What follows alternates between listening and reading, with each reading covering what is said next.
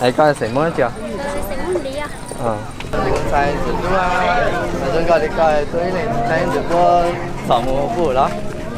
Thế chỉ vừa thì sát sỏi là.几多？一朵一色。啊，零咯。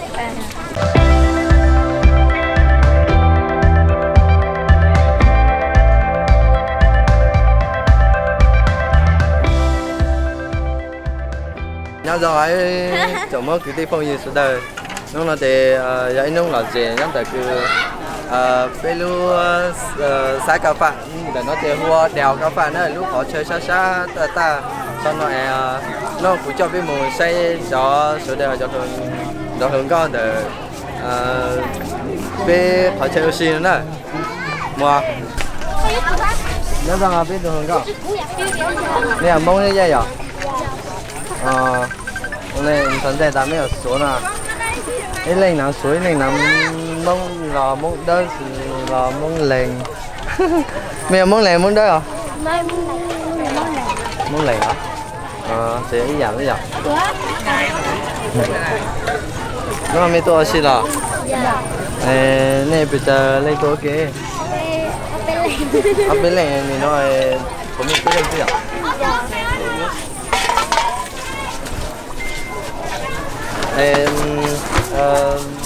bây giờ cái dạng video này cái phim này sắp sản đi chưa này? Chưa chả. Có nên lúc về có thể để chúng nó đến này, có lúc về chẳng đi giờ được không? Bây giờ Hà. Hà đó, chờ nữa, ấy coi sấy món chưa? Sấy món đi à? Từ nó này. Ai có mua cho nó cứ đó cú đó tao tiền này cú đó có sấy món gì sấy món lẩu món lẩu à món sủa đó còn nó chỉ tao nói chỉ tao bắt chân thì tôi cho cái này ai từ tiền này vậy xe tôi tao nói vậy ở đâu thì trong món gì này nấu đó có sấy món gì à sấy món lẩu đi thế nè lâu nè lô lò dạ hai chị em nè tổ xin nhau kia vừa đó dạ nè nhau thì tôi vậy bên nhau nè có cà phê nè có một cái trái nào mình nhau để lưu trò tiền lưu hàng cơ đó ấy con này nè bằng à ấy anh linh nó hàng cơ đó để cho nên nè nó này sư phụ là gì à em vẫn thấy được từ lúc chỉ tao đi nha đây là tới rồi dân gọi đi về có mua lần có lần tỏ tả chứ chỉ tới thế cả nó để có mấy Facebook và tổ chức ở đó để qua cái Facebook đi chẳng đấy nhở Lý Thị Hà nó chống này chỉ có là Lý Thị Hà chào con này con này mưa nhỏ dễ thương nhở con này cô ấy cô ấy gì cô ấy cô em cô em hả cô ấy cô em hả chào con nha để nó bé ôi làm video ấy muốn nó chứ bé muốn cho sau thì tao mình đã chỉ được bé ít là老姐这giáo呀là nhện thì ba biết đi chơi luôn trên YouTube này cô cứ tìm mong rồi đi giờ đừng có xa đi chị muốn chị đóng người đói đó dạ dạ hò nói đó tự chị đó chị đóng hơn cho được rồi ở chào nên nè ở chào tao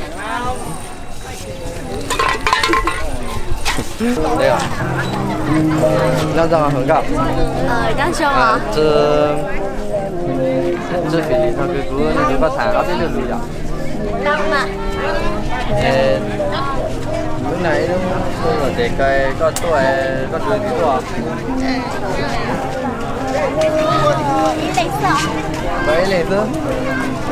Này ít thứ sai sử dụng à, chúng ta đi coi tôi lên sai được có 扫模糊了。这是我的啥材料？có lúc đây đi chẳng đấy ạ. 没有鱼呢。có gì món nó chơi nhá, có tí to. 谁了？ Này. 多。这lau nó chơi nhỉ? Lau thì gì đâu? Thầy lúc biết số vậy nào? Gì? Đây có bộ tao muốn lần trò đi.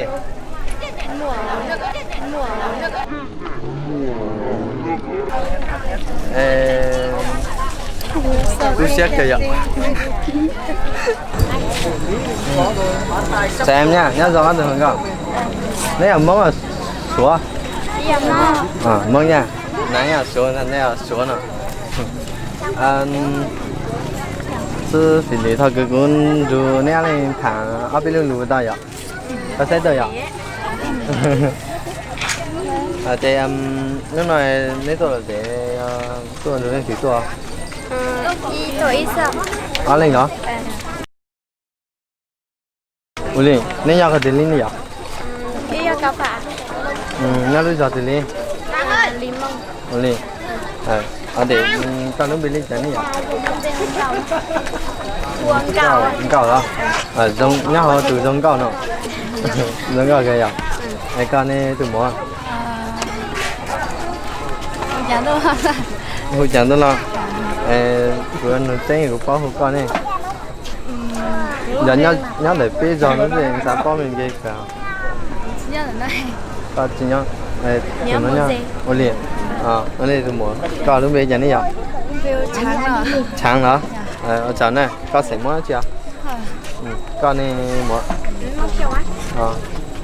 Này bộ thái tán áo xí đó có tiền là.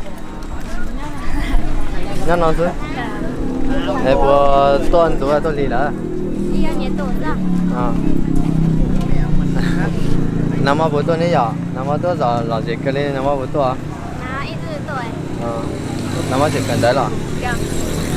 Có cần đấy là bây giờ đấy. Cả rất mười. Có cỡ có tiền này giờ. Ngã ba kim. Tôi muốn à? Lớp 10 ha. Tờ mấy anh này cỡ kia là. Cỡ nó cấp 3.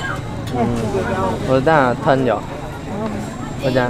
Cỡ ok, học ok. Trung học là ở đây bây giờ nít cỡ nhắc có tiền liền. Thì cỡ nó nội chú. Ở đây ok là nội chú à. Ủa xí thái mà ta nói nên chỉ bao nên một lần đầu ta đi ạ. Tao ngoan. Ở đây. Này thái chỉ phỏng là từ lần đầu thì tao đi. Phỏng à? Mình nói chứ chúng này là nơi thì sai nè. Anh nói đó chứ chúng này nha, nó đây tụi tôi chỉ mới học cửa này. Chỉ một để có này có tông là tao Facebook là tao gì ạ? Tao mà.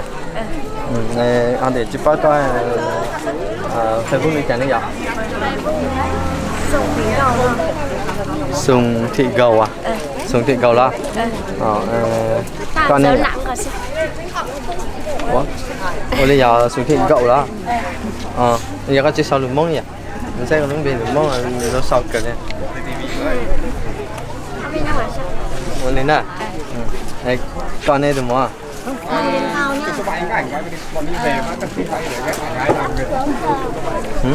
Con nó về Facebook vậy đó.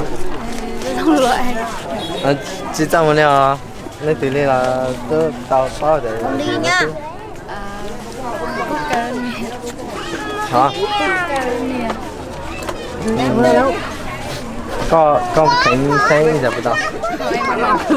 Thế à? Thế bạn cho xem đi.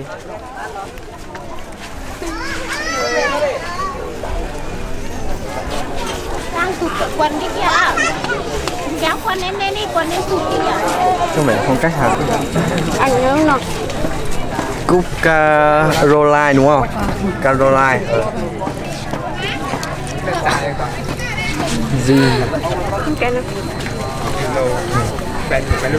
Không sao, anh không nói đấy đâu. Không sao cả. Bởi vì nếu nhà chưa sao nhỉ? Anh chụp đoạn này cắt đi anh chụp nhá. Em nói tiền đây đây. Nên ăn mình còn này. Sao đợi ở lâu lắm rồi.